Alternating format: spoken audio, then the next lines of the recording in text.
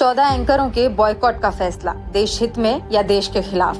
पत्रकारिता पर टिप्पणी करते हुए एस्टोनिया के पूर्व राष्ट्रपति टूमास हेनरिक ने कहा था, fake news is cheap to produce, genuine journalism is expensive. यानी फर्जी खबरें फैलाना आसान होता है, लेकिन हकीकी और सच्ची पत्रकारिता आसान नहीं होती, उसकी भारी कीमत चुकानी पड़ती है। आज भारत में मोदी सरकार के आने के बाद सस्ती पत्रकारिता आम हो गई है। फेक न्यूज की इंडस्ट्री का बोलबाला है, फर्जी खबरें फैलाई जा रही हैं, झूठ का कारोबार चल रहा है, देश में नफरत के बाजार सजाए जा रहे हैं और इस काम में भाजपा सरकार को गोदी मीडिया का सहयोग मिल रहा है। मोदी सरकार नफरत के बाजार से राजनीतिक फायदा उठा रही है।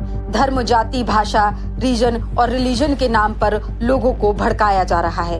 एक भारतीय को दूसरे भारतीय से लड़ाया जा रहा है और ये सब करके मोदी सरकार की नाकामियों को छुपाने की कोशिश की जा रही है। अब इंडिया नामी देश के सबसे बड़े राजनीतिक संगठन ने इन नफरतबाज एंकर और एंकराओं के बॉयकॉट का फैसला किया है। ये वो एंकराएं हैं जो हर दिन टीवी चैनलों पर बैठकर देश के सौहार्द और भाईचारे को तोड़ने का प्रयत्न करते रहते हैं। ये वो नफरतबाज एंकराएं हैं जो देश को नफरत की आग में झोंक देना चाहते हैं। ये कभी सरकार से सवाल नहीं करते, ये कभी महंगाई, बेरोजगारी, डूबती अर्थव्यवस्था, देश पर बढ़ता कर्ज, गिरता रुपया, किसानों और मजदूरों की बदहाली, घटती आमदनी और चीनी अतिक्रमण जैसे मुद्दों पर सवाल नहीं पूछते।